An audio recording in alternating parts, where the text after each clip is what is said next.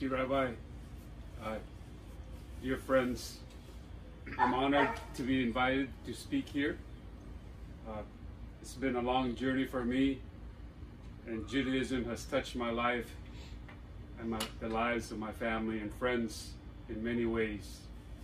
I originally thought that in 2013, when I was suffering from PTSD and I wanted to kill myself, that I found this article online, how far do I need to go to return a lost object, from Chabad.org. And at that time I didn't know what Chabad meant. And I read this article, and I thought that if a group of people can put so much value in something that's inanimate, that doesn't have life, how much more love would there be for someone, a person or a pet? So I started studying every single day from 2013. I was born, and I thought this is the journey, but my journey goes way before that. I was born in the Philippines. I was born and raised Catholic. Under martial law, grew up, saw a lot of massacres. Even though my father was a lawyer, was a poor man, worked himself up to be a lawyer, and my mother was a nurse, I suffered greatly as a child. I remember that when I was 5 years old, I was sexually abused by someone who took care of us. Apologize. And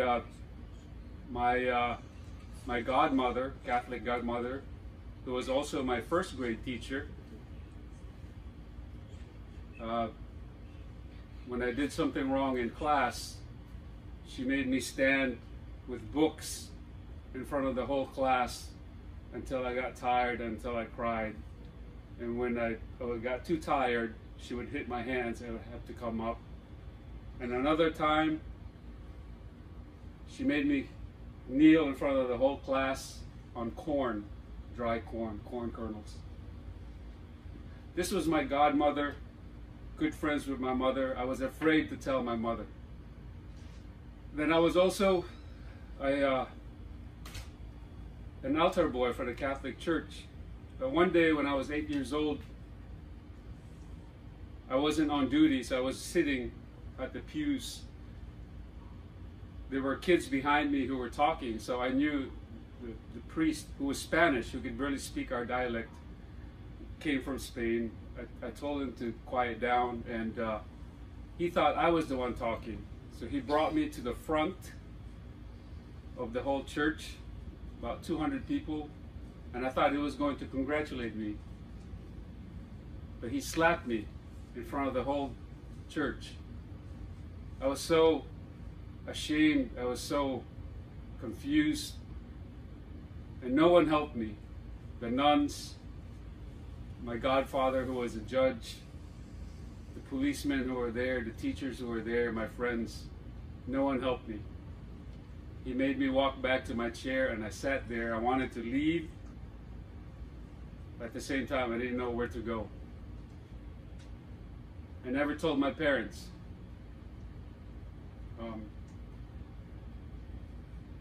And throughout, when I was in the 4th grade, 5th grade, got abused by teachers as well, physically abused. And then in 2013, we immigrated here to the US. And because we were poor immigrants, we lived in National City in federally subsidized housing. And in that area, I was often bullied. I could barely speak the language. I didn't know the culture.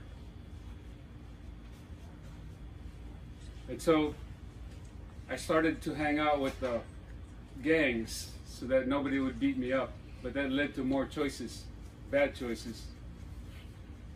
And when I was 16, a few kids and myself, we left high school, and they got me drunk, and they tattooed a green dot on my forehead. It's still there today. I didn't know how to fight back. I didn't know who to tell. I hated myself. I hated looking at myself. I hated looking at this dot. And I started getting a lot of acne. And I thought that was a good way to hide the dot. I was so ashamed of it. It's still there today. Did finish high school, even though I was an honor student. Ended up getting a GED, and then a few years later I joined the Army. The Army at that time saved my life. Then I tried out for Special Forces selection to become a Green Beret, and I wasn't in good shape. It took me months to prepare, and I failed that twice. It's one of the hardest courses in the military. I failed twice. I got laughed at twice by my members of my unit, and I was so ashamed. I felt like I was ashamed of my GED the entire time, and I was ashamed of failure. And then I finally made it on the third try, and then I became a demolitions man. I was stationed in Fort Lewis, Washington, and after 9/11, 3 weeks after 9/11, I was in the Philippines to go after the Abu Sayyaf group that had kidnapped Americans and beheaded one. And that's where I was born, in southern Philippines, in Mindanao. I still speak the dialect. So I was proud of that. And then I served in a counter-terrorist unit for Asia. And then after one tour, they said, "Leo, we need someone to speak Arabic because we're in an Asian theater." So they said, "We want to send you to Arabic language school for 18 months, then I'll make sure you come back to this unit." So I did. I brought my family. And at that time, I barely saw my family after 9/11. My youngest son, I saw him for 6 weeks for his first 2.5 years of his life, and we never became very close. And while I was in Arabic language school, 2 of my friends in Delta Force died who were in the same teams with me. One was Obadiah Kolath. He died in August 2005. And then Joe Andres, he died on December 24th, 2005. And I promised myself that I would learn and master the Arabic language so I can find the people who killed my friends. And I would have books. Every Friday I would have stacks of paper because I would write the Arabic word and the English word. I would keep writing the Arabic until I didn't have to think whether it was English or Arabic. I finished a 1.5 years later with almost a native proficiency, and 6 months later I was sent to Iraq in 2007 during the Iraqi surge. We had lost control of the country, and they sent us. We did missions every single night for 5 months, captured over 700 terrorists. A lot of those missions I went because I was the only one person who spoke Arabic, but it crushed my soul. There's a part of me that experience, it brought back memories as a child under martial law, and I know there was a good reason for me being there. Every time I went on a mission, it took away a piece of my soul. And I got medically retired after 21 years. And it just so happened that we had bought our first ever home in North Carolina in a golf course community. We were going to retire there. But across the street were drug dealers and criminals we didn't know about, even though it was a nice neighborhood. And we began to turn them in. They started getting arrested. And then my reports were compromised by the police. They knew exactly who was turning them in. And here I am, severely bad PTSD, traumatic brain injuries, multiple injuries, and I'm dealing with criminals across the street who know that I put them in jail. Gangsters, lowriders, crack dealers. And it hurt me. I was prosecuted twice for threatening them. We stayed for 6 years, and I prayed for them. I was Catholic at the time. I prayed for them. They never changed. And my lawyer said, you have to move because you're going to end up going to prison. So in 2015, we left North Carolina. We left our whole house, wherever. We took everything. We moved across the country. It took us 7 days. And we moved to a one-bedroom apartment because we couldn't afford the rent, the mortgage back home, and the storage. We ended up giving away most of our things. And at the same time, my hips were going bad, and I went to the Navy for help. And they said they wanted to wait till I was 60 to change my hips. I was already in severe pain. I know Leah, Rachel, you know Pam, you've seen me where I couldn't walk for 2.5 years. I was on crutches. So I had to fight. Not only I lost my health serving the Army, we lost our home defending the community. Now I was fighting the system for proper medical care. I fell into depression, became suicidal. I went into the inpatient psych ward because I was either going to kill myself or kill somebody else. I felt so worthless, and I felt like the 5-year-old kid again who, because I was always on crutches, I could no longer defend myself. I felt like people were going to come up behind me and abuse me just like I was abused when I was a kid. And then I was very, very suicidal in December 2017. I called Steve Goldkrantz. He talked to me for about 1.5 hours. And then I called Mission 22, and Mission 22 said, go to Save a Warrior. And I'm still studying Judaism at this time. So I went to Save a Warrior, and little did I know it was at Camp His Kramer at Malibu, a Jewish summer camp. And in a Jewish summer camp, I cried for 5 days, and I grieved my past. I grieved my military history. I grieved losing our home. And I grieved and I forgave myself for thinking badly of myself for all those years. And my healing began, and the founder of Save a Warrior is half Irish Catholic and half Russian Jew. His name is Jake Clark. Saved my life for free. I love him.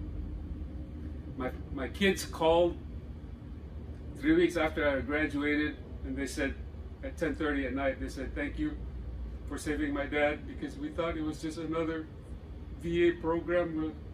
After 2 days, he'll be back to normal, angry. And he said, my kids said, thank you for saving my dad's life.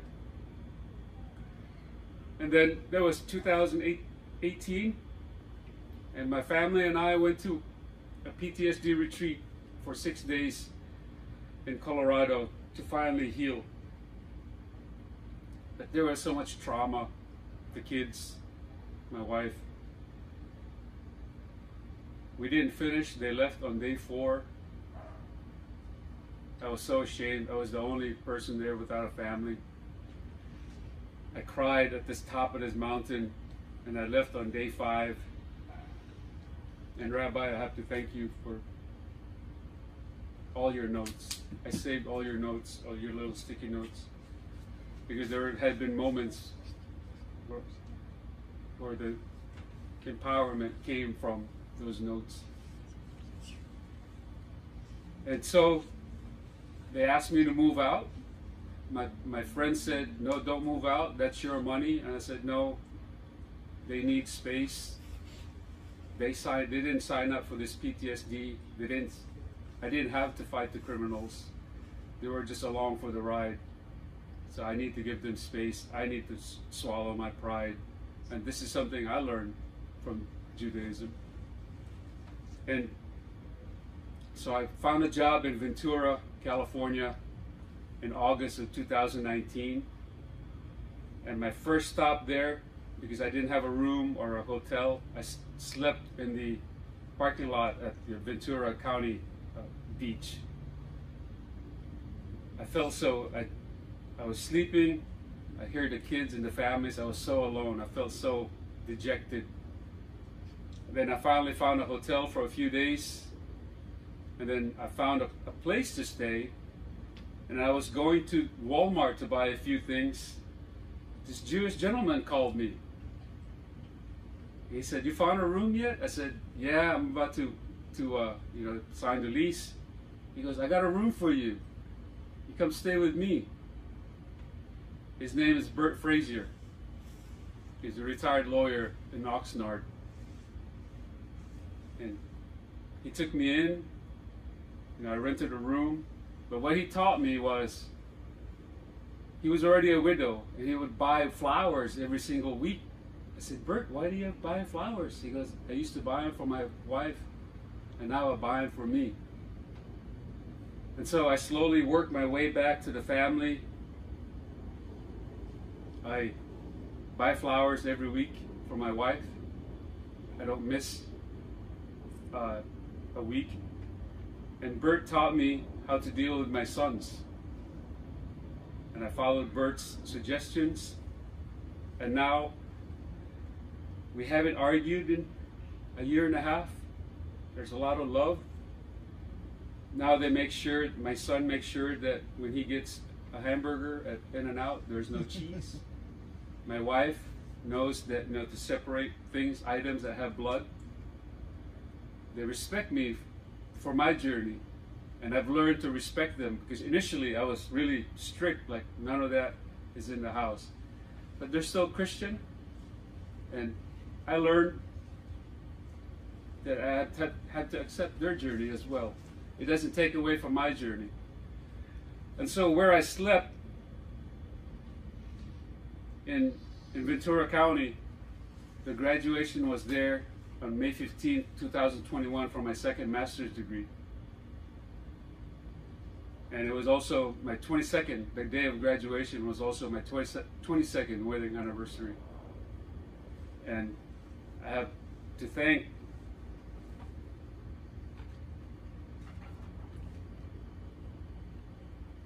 Yehuda Sherpin. And I thank all of you. I thank you, Rabbi, for having me here and letting me share my story.